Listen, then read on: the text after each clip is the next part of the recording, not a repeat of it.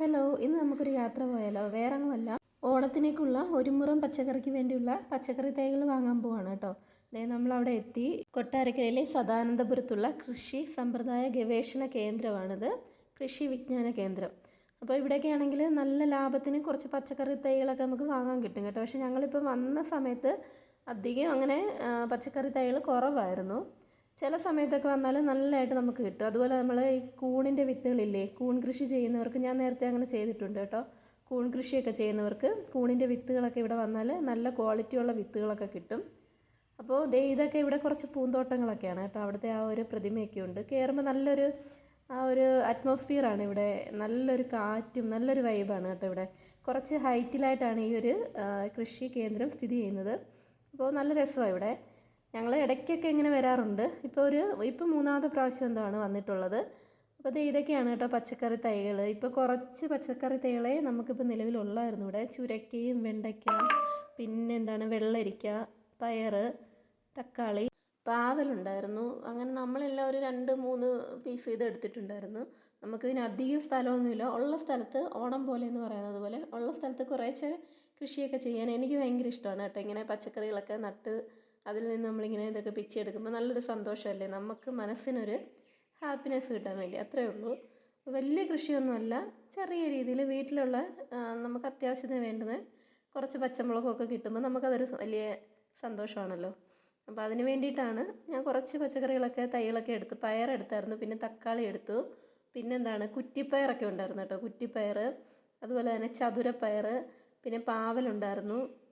പിന്നെന്താണ് ഈ നമ്മുടെ കണിവെള്ളരി ഇല്ലേ, അങ്ങനെയുള്ള വെള്ളരിയുടെ ടൈപ്പ് ഉണ്ടായിരുന്നു. പക്ഷേ സാലഡ് വെള്ളരി ഇല്ലായിരുന്നു കേട്ടോ. അതുണ്ടായിരുന്നെങ്കിൽ ഞാൻ എടുത്തേനെ. മറ്റേ കണിവെള്ളരിയൊക്കെ മേടിച്ചാൽ ഒരുപാട് പടർത്താനുള്ള സ്ഥലം വേണം. നമുക്ക് അത്രയും ഒരു സ്ഥലമൊന്നുമില്ല. അതൊന്നും ഞാൻ എടുത്തിട്ടില്ല ഇപ്പം. ഇത് പയറാണ് കേട്ടോ. പയറൊക്കെ ഞാൻ എടുത്തു. 2 ചെടി വെച്ച് എടുത്തിട്ടുണ്ടായിരുന്നു പയർ. പിന്നെ പാവൽ 2 എണ്ണം എടുത്തിട്ടുണ്ടായിരുന്നു. അങ്ങനെ അത്യാവശ്യം വേണ്ടുന്നതൊക്കെ കിട്ടി. പിന്നെ ഒരുപാട് കൃഷിയൊക്കെ ചെയ്യുന്നവരാണെങ്കിൽ ഒന്ന് വിളിച്ച് ചോദിച്ചിട്ട് വന്നോളൂ കേട്ടോ. ഞാൻ ഏതാണ്ട് ആ വീഡിയോയിൽ കാണിച്ചതിൽ തന്നെ അവരുടെ നമ്പറൊക്കെ ഉണ്ട്. അപ്പോൾ അത്യാവശ്യം കൂടുതലായിട്ട് പച്ചക്കറി തൈകളൊക്കെ എടുക്കുന്നവരാണെങ്കിൽ വിളിച്ച് ചോദിച്ചിട്ട് വന്നാൽ അവർക്ക് നന്നായിട്ട്, കാരണം ദൂരെ നിന്നൊക്കെ വരുന്നവരാണെങ്കിൽ ഇവിടെ വരുമ്പം പച്ചക്കറി തൈകൾ കിട്ടിയില്ലെങ്കിൽ പിന്നെ അതൊരു നഷ്ടമാണല്ലോ. പിന്നെ ആണെങ്കിൽ നേരത്തെ നമ്മൾ വന്നപ്പോൾ ഇവിടെ ഈ പപ്പായയുടെയൊക്കെ തൈകളൊക്കെ ഉണ്ടായിരുന്നു കേട്ടോ. നമ്മുടെ ഓമയ്ക്ക, അതിൻ്റെ തൈയൊക്കെ നല്ല വെറൈറ്റി ഇനങ്ങളൊക്കെ ഉണ്ട് ഇവിടെ. നമ്മുടെ റെഡ് ലേഡി, അങ്ങനെ പലതരത്തിലുള്ള ഇനങ്ങളൊക്കെ ഇവിടെ കിട്ടും. അപ്പോൾ നേരത്തെ നമ്മൾ വന്നപ്പോൾ അതുപോലൊരു ഓമത്തൈയൊക്കെ വാങ്ങിച്ചിട്ടുണ്ടായിരുന്നു. നമ്മൾ വീട്ടിൽ നട്ടുപിടിപ്പിച്ചിട്ടുണ്ടായിരുന്നു. നല്ല ടൈപ്പാണ് കേട്ടോ. നല്ല അകമൊക്കെ നല്ല റെഡ് കളറിലിരിക്കുന്ന നല്ല മധുരമുള്ള ഓമത്തൈയൊക്കെ.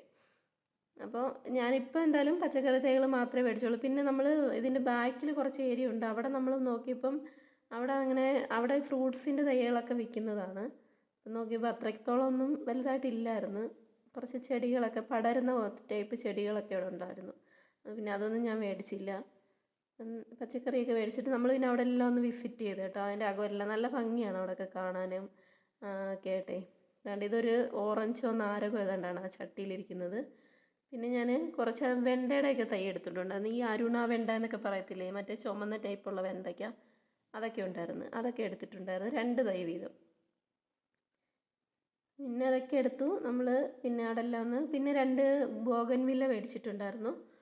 നമ്മളിവിടെ ഈ വെറൈറ്റി കളറുള്ള ബോഗൻവില്ലയൊന്നും ഇല്ല നമ്മുടെ വീട്ടിൽ. അപ്പം അതിന് വേണ്ടിയിട്ട് ഏത് കളറാണെന്ന് അവർക്കും അറിയത്തില്ലായിരുന്നു. എന്തോ 2 കളർ അവർ തന്നു.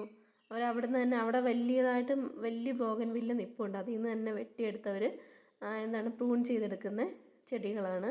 പിന്നെ ഇതൊക്കെ കുറേ ഇലച്ചെടികളൊക്കെയാണ്. അതൊക്കെ ഉണ്ടായിരുന്നു കേട്ടോ. ഇലച്ചെടികൾ നമ്മൾ അലങ്കാരത്തിന് വേണ്ടിയൊക്കെ വെക്കുന്ന ടൈപ്പ്. ഇതിൻ്റെ ഒന്നും പേരെനിക്കറിയത്തില്ല. അങ്ങനെയുള്ള കുറച്ച് ചെടികളൊക്കെ ഉണ്ടായിരുന്നു. നമ്മളതൊന്നും മേടിച്ചില്ല. പിന്നെ ഒരു മുരിങ്ങത്തൈ വാങ്ങിച്ചിട്ടുണ്ടായിരുന്നു നമ്മൾ. മുരിങ്ങത്തൈ വീട്ടിലില്ലായിരുന്നു. നമ്മൾ തൈ മുരിങ്ങയാകുമ്പോൾ ഒത്തിരി സ്ഥലങ്ങളൊന്നും വേണ്ടല്ലോ. അപ്പോൾ അതിൻ്റെ നടീൽ രീതികളൊക്കെ അവർ പറഞ്ഞു തന്നിട്ടുണ്ടായിരുന്നു. മുരിങ്ങ നടുന്ന എത്ര മീറ്റർ അകലത്തിൽ നടണമെന്നും, പിന്നെ അതിനകത്തിൽ നല്ല സൂര്യപ്രകാശമുള്ള സ്ഥലത്ത് വേണം ഈ മുരിങ്ങ നടാനെന്നും, പിന്നെ അത് വളർന്നു വരുന്നതിനനുസരിച്ച് അതിൻ്റെ ആ തലപ്പ് നുള്ളി വിട്ടാൽ നല്ലതായിട്ടൊന്ന് പടർന്നു വരും, ഒരുപാടങ്ങ് മുകളിലേക്ക് പോവില്ലെന്നൊക്കെ പറഞ്ഞു തന്നിട്ടുണ്ടായിരുന്നു. അപ്പോൾ അങ്ങനെയൊക്കെയാണ് കാര്യങ്ങൾ. കുറച്ച് സാധനങ്ങൾ, ഇതൊക്കെ പടരുന്ന ടൈപ്പ് ചെടികളാണ് കേട്ടോ. ഞാനതൊന്നും വാങ്ങിച്ചില്ല. പക്ഷേ ഇതൊന്ന് ജസ്റ്റ് വീഡിയോയിൽ കാണിച്ചുള്ളത്. ഇതെന്താണെന്ന് എനിക്കറിയത്തില്ല കേട്ടോ. ഇതെന്തോ ഒരു ഫ്രൂട്ടാണെന്ന് തോന്നുന്നു.